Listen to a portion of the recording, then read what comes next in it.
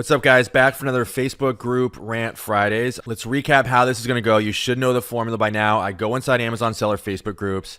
I offer commentary in 5 different parts. Part 1, I go in a crazed rant. Part 2, I stir up unnecessary drama. I say things I shouldn't say. Part 3, I give you specific, tactical, actionable Amazon selling advice you can go make money with. Part 4, I do buy or pass. I show you a book on a scanning app that I find in a Facebook group. I tell you what I buy it or pass on it based on the data I see in the scanning app. In Part 5, I give you life lessons disguised as Amazon lessons. I get a little bit deep, a little bit philosophical. Let's get into it.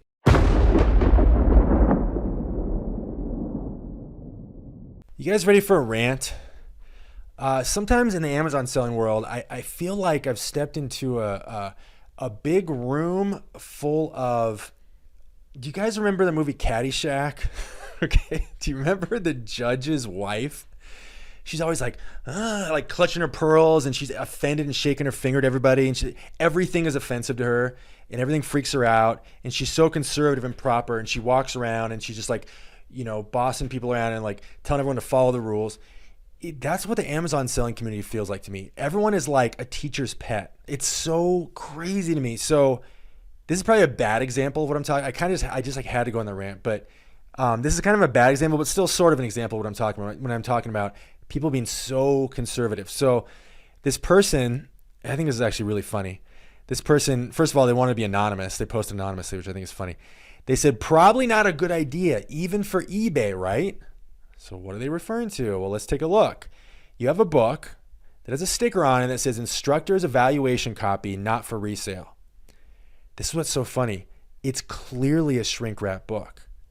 The sticker is clearly on the shrink wrap. Okay, so like all you have to do is take the shrink wrap off the book or take the sticker off the shrink wrap, and you may have a book that is indistinguishable from a non-instructor's evaluation copy. Now, I should know this by now, but I get all the publishers mixed up. A lot of publishers, it will say instructor's evaluation copy on the actual artwork for the book. If that's the case, then this person's concern is valid, okay? McGraw-Hill, I just don't remember. I can't keep track of it, but this person's concern is valid in that case, because you can't do anything about the artwork. You can't rip the cover off, right? But if this is the only thing marking, a sticker is the only thing marking it, it's an instructor's copy, like, why are we even asking this question? You just take the sticker off. Like, is this what it's come to? I bet I almost definitely this person has never jaywalked in their entire life, right? Like, some people, especially Amazon sellers, seemingly, the thought of even like bending a rule in the slightest bit, it's like there's like that, like it's like Jeff Bezos is going to break through their window in the middle of the night and strangle them or something. So yeah, my opinion is that this is not a problem, and this is not a question we should be asking. The sticker is so irrelevant, it's laughable. The question is, what is the artwork? Does the artwork say evaluation copy, instructor's copy, something like that? That's a fair conversation. But you guys, like, this is no way to live. This is no way to live. Forget business. This is no way to live. Your life and your business will be so much better, so much more fulfilling if you stop being afraid to bend the rules.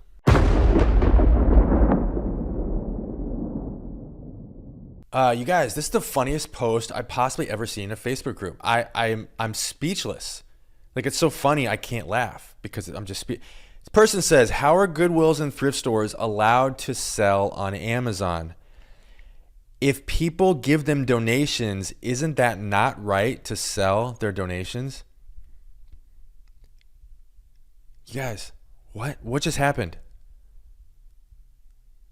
What just happened? What am I reading? Literally, what just happened? Okay, I'm done.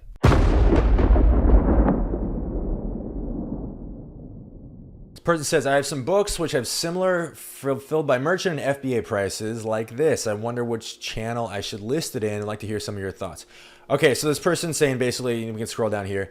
You can see the merchant fulfilled price and the FBA prices are pretty similar. So the question is, should you list it merchant fulfilled or FBA? There's a very simple formula for this. And the formula is as follows. If the book is in high demand, first of all, you have to be open to selling anything merch fulfilled, which I personally am not, but I understand the argument for merch fulfilled. I don't want to go to the post office. I don't want to deal with having, two separate inventories, some at Amazon, some in my home. I don't want to deal with anything. I want a streamlined business. I want all of my inventory far away from me. And when it sells, I don't want to even know. I just want it to happen. Okay. So that's me. So this isn't how I do it. This is how I think. This is what makes sense to me if you're open to merch fulfilled. If the demand is very, very strong for a book, then there is a mathematical argument for why you should sell it merch fulfilled. In other words, the demand is high enough, it's going to sell no matter what. You may as well get a bigger cut of the sale. You may as well sell it on the platform that's going to have the lowest fees, which is going to be merch fulfilled, right? FBA takes a much bigger chunk of the sale. But if the book is in low demand, and I'm not going to get into the weeds here where I start telling you exactly what the cutoff is. That's going to be up to you. Low demand, $1.5 million or worse, up to you, right? Draw the line wherever you want. But the book is what you would consider to be low demand. In that case, you want to list at FBA. Why is that? Well, the fact is that FBA offers are going to sell quicker.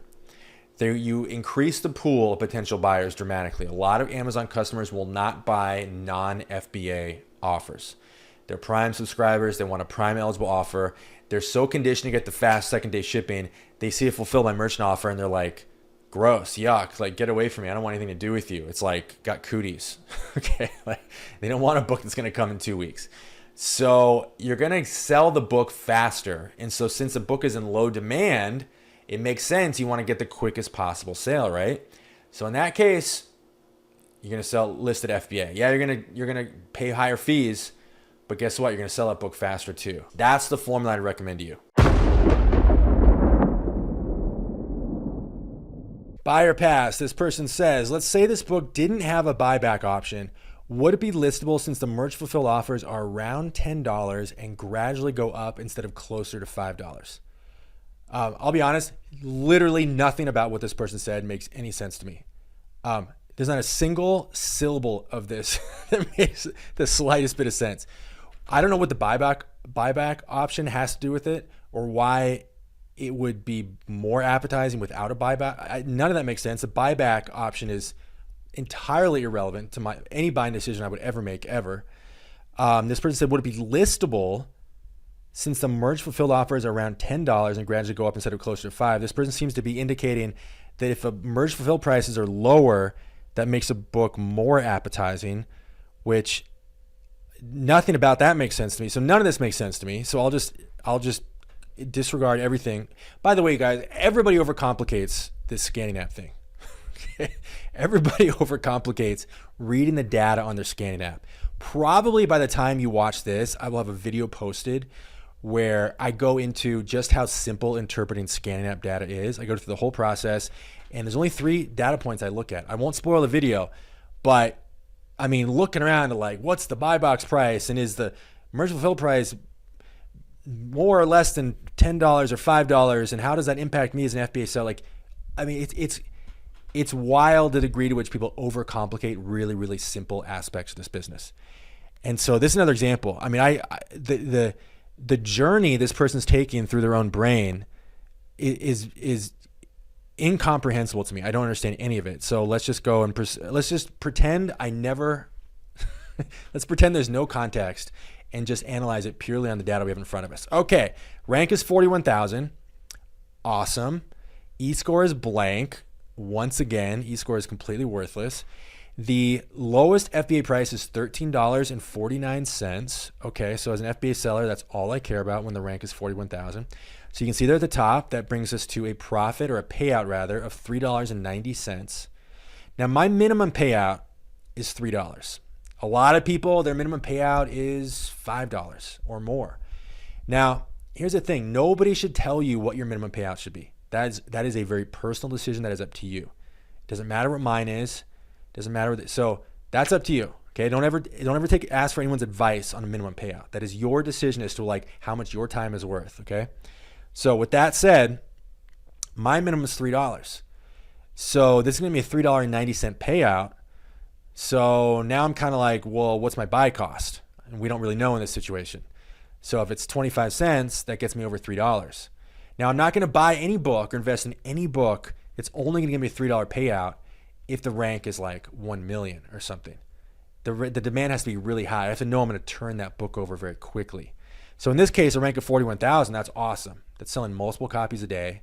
We don't know what the average rank is, because we would if this person was using Scoutly, but they're not, unfortunately. So we don't know what the average rank is. So let's just assume it's around 41,000. So in this case, yeah, that's a strong seller selling multiple copies. I should get my $3 back pretty quickly, the $3 I'm looking for, assuming my buy cost is under $1. So with all that said, I would buy this book, but man, let me tell you what I didn't look at or consider: what the buyback price is or what the merch fulfilled price is. None of that matters. But yes, I'd buy this book. All right, this person says, how do y'all, sorry, I'm not from the South. How do y'all price new, meaning new condition books? I don't see how people would pay double to get a new copy. So this person's confused because they're like, the app says, the new value is X, but that doesn't make sense to me. This is one of my favorite subjects to discuss. One of my favorite life principles to discuss, and that is as follows. Maybe you've heard me talk about this before. It is as follows. It never, in no aspect of life, whether it's business, whether it's love, whether it's anything else, what makes sense to you does not matter. It does not matter what quote makes sense. All that matters is what works. And it is fascinating to me how people will take pots of gold and set them ablaze, or they will burn down their personal life, or do all sorts of absolutely suicidal behavior simply because doing the correct thing, quote, doesn't make sense. These are people that are driven by emotions. In other words, I'd feel like this doesn't, or another way to look at it is they ask themselves, what would I do in this situation? And so it's like this person right here, like, I would never pay double for a new condition book. So therefore, I'm going to, and this person isn't exactly saying this, they're asking a question, but a lot of people would say, if it doesn't make sense to me, if I personally wouldn't do it, then I'm not going to do it because it doesn't make sense. It doesn't matter what the data says to them. It doesn't matter that there is a massive amount of evidence that what doesn't make sense to them makes sense to lots of other people. What they personally would not do, a lot of other people would do. Like the example of this book, plenty of people are willing to pay more for a new condition book. Countless people, and it's not specific to this, I'm not calling out this person because I don't know if this is them or not, but they're just asking a question. But a lot of people will avoid things that are profitable, avoid things that are healthy. I'm talking outside of business now, healthy, things that are rewarding, that will bring abundance into their life and love and everything else, simply because it doesn't, quote, make sense. So the point I want to make here is it never matters what quotes make sense, and it never matters what you would do in a given situation. All that matters is what works. All that matters is that there's some people out there that behave or believe differently than you. Okay, so what does this have to do with book selling? Bringing this back home, yes, people will pay double for a new condition book. Absolutely. And so if the question is, how would I price this one? Well, I'm looking at the new condition FBA column here. And let's see, the rank is very, very strong. So yeah, I'd probably take this one and price it at $32.95. Price that right there, third in line. A book that's this well ranked, why not? Get a couple extra bucks out of it, above the lowest offer. And guess what? It's not factoring into my decision. Would I pay double for a book? It doesn't matter what I would do. It's irrelevant what I would do. I'm not everybody. So an important thing in life and business and everything else is get outside your own head and understand that you are not everybody, and be willing to do things that don't, quote, make sense. All right, guys, we covered a lot of ground. You now have a 3-part mission. Are you ready? Mission number 1, subscribe to this YouTube channel. You can build a whole business off of what I give away for free. Do it right now. Number 2, get all my free stuff. Hit the link below this video. Go to FBAmastery.com. Get free reports, free web classes, no strings attached. Free means free. Hit the link below this video right now. And mission number 3, take what you learned in this video and go make money with it. This is Peter Valley signing off. See you in the next video.